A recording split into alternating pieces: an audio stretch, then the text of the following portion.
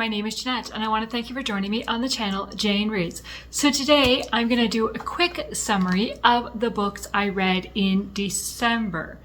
I have done weekly reading vlogs that include every single one of these books.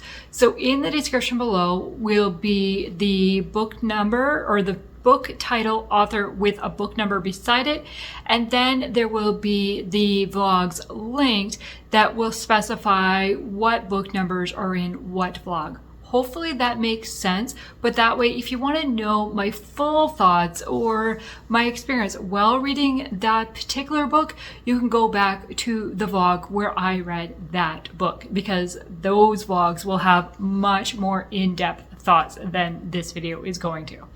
So in the course of December, I read 11 books, and out of those 11, only 3 of them were not Christmas books. So I read a lot of Christmas books. So I'm going to talk about the 3 non-Christmas ones first, and then I will talk about the Christmas themed ones. So the very first one is The Libarian of Boone's Hollow by Kim Vogel Sawyer.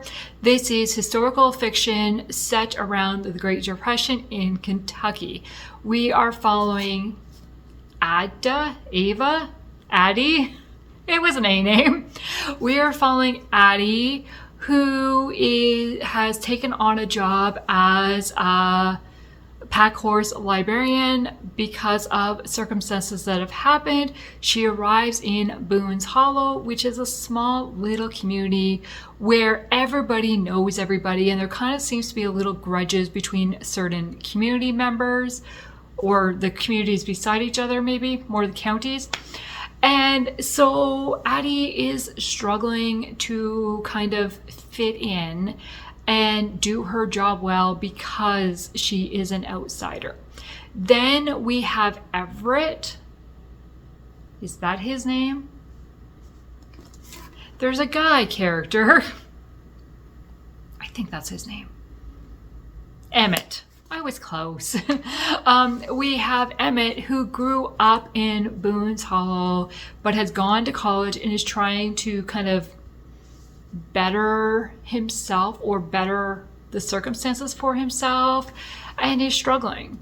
Then we have Benita, who also grew up in Boone's Hollow and has stuff going in her life, but is determined for a plan and really forceful about that plan.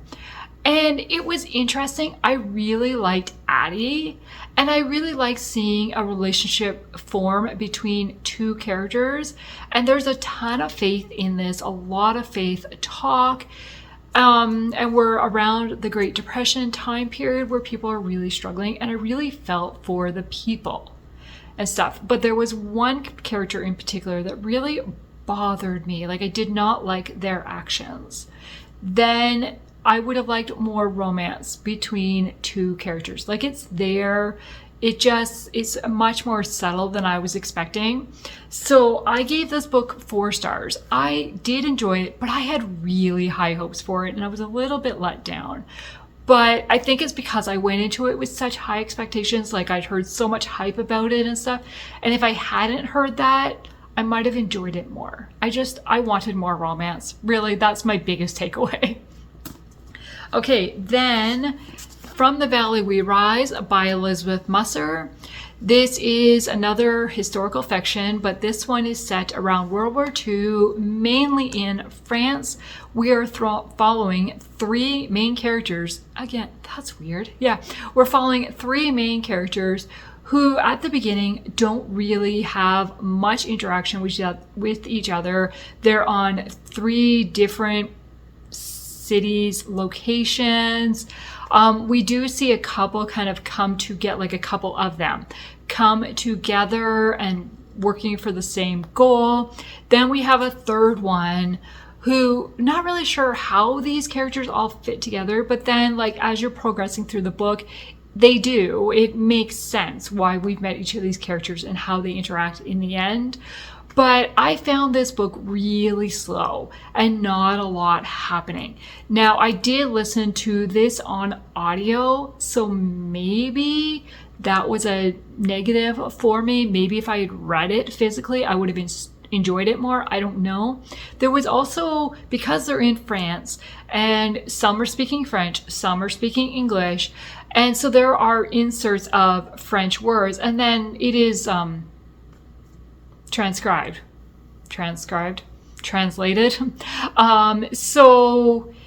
But I think that just throws me off automatically. Once you put another language in that I don't know, that just automatically throws me off a little bit.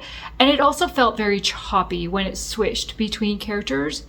But I liked how the characters came together and worked and fought, like the ones that were part of the resistance, and really fought to protect the Jewish children and like kind of the horrors that were happening. Like I really enjoyed seeing that and rooting for the characters. I found it very slow. So I gave it 3 stars. And then the last one is Dying Declaration by Randy Singer. This was a reread for me. I'd read this pre-2015, but because it had sat on my shelf for so many years, I wanted to refresh myself with it. And did I want to keep it? Well, let's say I really debated about DNFing this book, but because it was on my rereads bingo board, I'm like, no, I'm going to read it because I want to count it fully as complete. And so I did not. Again, it felt like we were following multiple storylines that didn't really connect. They do eventually connect. Again, there's a strong faith element in it. We're talking, there's Bible studies happening, people like about their faith and, you know, following this for your faith and not. And there was a snowmobile outside my window and I was like, wait, what? Don't see that very often in town. Okay, sorry. Rabbit trail. And so they're talking about the faith and, you know, like learning, do you trust God? Do you put faith in medical science? Like, where's kind of the boundary for that? I did enjoy that. But then, like the case, there are so many characters in this. Like, we're following 3 main ones, but there are so many other characters and a lot of selfish characters. Like, they're doing this because it rewards themselves. Like, it was just like, oh my gosh, like, I did not like this person. I did not like this person. I did not like this person. And then the ending was so, like, ambiguous in a way. Like, it felt like certain people got away with something that they probably should not have gotten away with. This is a 2-star read for me. I am unhauling it. Okay, Christmas reads. So let's go with what I don't own physically first, so I don't forget them. Okay. Under the Texas Mistletoe by Karen Witemeyer. This is 3 novellas in 1 book. So it is set in Texas in the late 1800s. We have A Texas Christmas Carol, which I gave 3 stars to. Felicity makes it her mission to get Scrooge, Evan, involved in the Christmas basket program. I liked it, but the ending felt very rushed. Then the second novella was An Archer Family Christmas. I gave this one 5 stars because we have the Archer family together celebrating Christmas. But while they connect for Christmas, there is kind of a really scary incident that happens. And I was surprised at the heavy topic that was included in this novella. And I was so, like, the way it is done and handled, I just really liked it. So you have I don't want to say because I don't want to give it away. But you have the really heavy topic that 2 people from the Archer family are dealing with. But then you have kind of a bad guy involved trying to, because they've done something, like the 2 people from the Archer family have done something to help somebody, and somebody is mad about that. So now the bad guy is chasing them and they're trying to stop them. And the way the family comes together and work, I just really enjoyed this one. Then the third novella is Gift of the Heart. I gave this one 4 stars. It is a retelling of the Ruth and Naomi Bible story, with a little bit like a twist, not exact to mother-daughter, but I really enjoyed it. So overall, I gave that book 4 stars because we had a 3-star, 4-star, and a 5-star. So it averaged out to 4 stars. Okay, then we have My Merry Mistake by Courtney Walsh, which I buddy read with Anne from In Search of Wonder. This is book 3 in the Holidays with Heart series. We are following the oldest sister. In this one, we've already met the other two. The other 2 sisters are throughout this book, quite involved in this book. And so we have the older sister who is very controlling and has to do things herself. And then we have Finn, who is a hockey player who tries to get Rhea to lighten up a bit and show her fun. And I enjoyed the way these two interacted. And Rhea really annoyed me near the beginning, but kind of as I got to know her a little bit more and as she relaxed a little bit, I was starting to really root for her. And I really enjoyed Finn right from the beginning. There is one scene in this one that made me a little bit uncomfortable, and I didn't like the way it was described.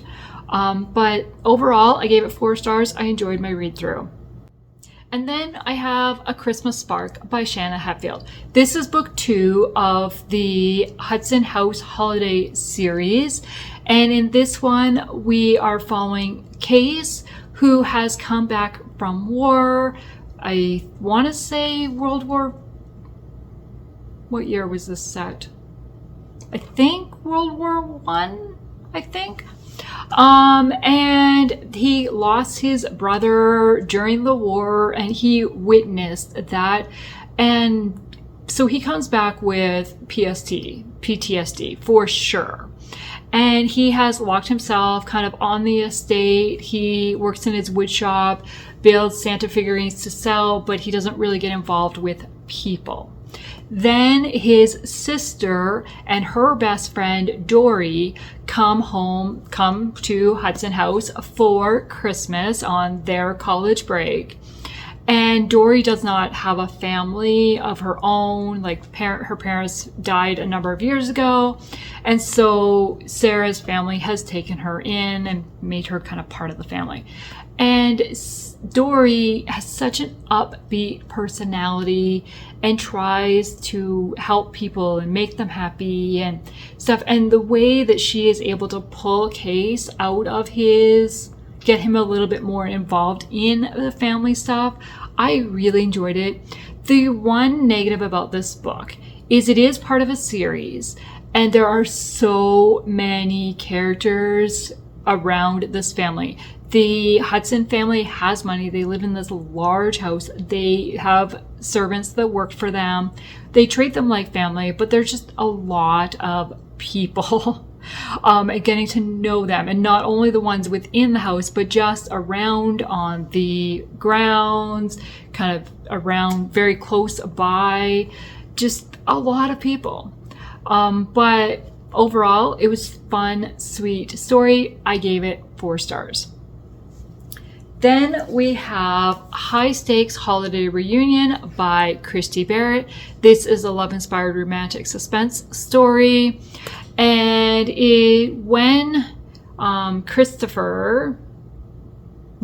Ashley witnesses... Wait, is this the one?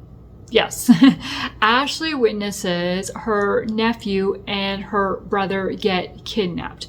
The kidnappers go after Ashley. Ashley runs to her ex-fiance for help because he now works for a security firm. He is an ex-Marine. Doesn't say on the back.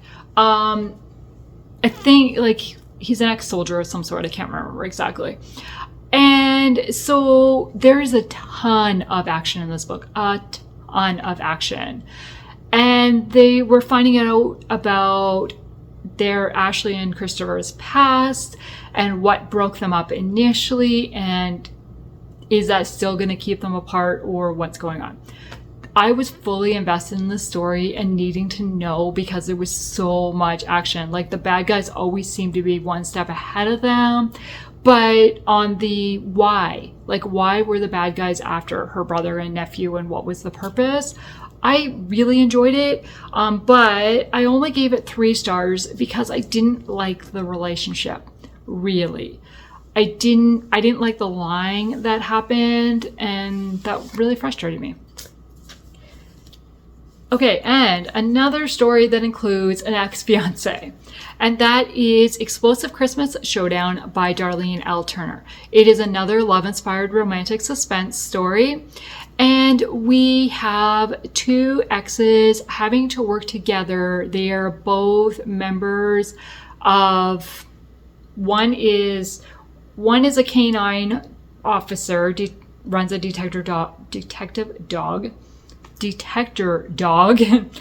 and then we have a criminal investigative analyst, Olive. So the 2 of them end up working on a case together, trying to seek out this serial killer that has been nicknamed the Jingle Bell Killer. But the Jingle Bell Killer has targeted them and made them play his game. There are a number of people that get injured or killed throughout the story, and none of them really seem to be connected. Like, what? It was so fast-paced and needing to know. I gave this book 4 stars. I really enjoyed it, and I could not figure it out until the very end. Then we have The Wish Book Christmas by Lynn Austin. This is book 2 of the If I Were You series. So it's a duology. This is the conclusion. And so in book 1, we meet the 2 women and we find out they have sons. Then this book follows them with their sons in America. This is 1950s, and the Sears Wish Book catalog has just arrived. The sons, who are 5 or 6 years old, get it and start marking the toys they want. And they become really obsessed with this book and all the toys and stuff. And the moms are trying to teach them the true meaning of Christmas. But the moms are also dealing with the past history of what they've gone through, how they ended up in America, things that they have done in their past, and kind of trying to move forward, but they're letting their past hold them back a bit. So we're following them, teaching the kids the true meaning of Christmas, and also kind of learning to forgive themselves and accept the future that God has for them. So there is a bit of romance that happens, but it is not the primary storyline at all. The primary storyline is really teaching the boys about the true meaning of Christmas and giving gifts rather than receiving gifts. I really enjoyed this book. This was a 5-star read for me. I was so hooked and just loved the way the story flowed. And then we have You Make It Feel Like Christmas by Toni Shiloh. This one was gifted to me from Anne from In Search of Wonder, and her note says a lot of this takes place in her, she is aware in her area. A lot of this book takes place in this area, and she has done a lot of the things that are mentioned in this book. I had to check her note and see what it said. And so this was just a short little novella. We are following Star, who has come home to Washington for Christmas, and Washington, D.C. from New York, and has come home from Christmas. But she has a secret that is trying to keep from her family, and she is struggling being home because it's also her sister's wedding on Christmas Eve to her ex-boyfriend. And so the relationship between her and her sister is not great to begin with. There is a bridezilla scene in this one for sure, at least once, if not more than once. And then we have Waylon. Wow, why are names so hard? We have Waylon, who is Star's brother's best friend. and he has lost his mom recently. He is trying to take over the store, like he inherited the store from his mom, and he's trying to make it a success, but he is struggling. But Star is in PR, so she comes and tries to help him and suggest. And I love the way the two interacted. I really enjoyed the two of them and watching the friendship and the relationship grow. I could have done without the sister storyline. I feel like it just kind of took away from some of the story. I gave this book 4 stars because I really enjoyed it, and it was a fun, quick read that kept me fully invested.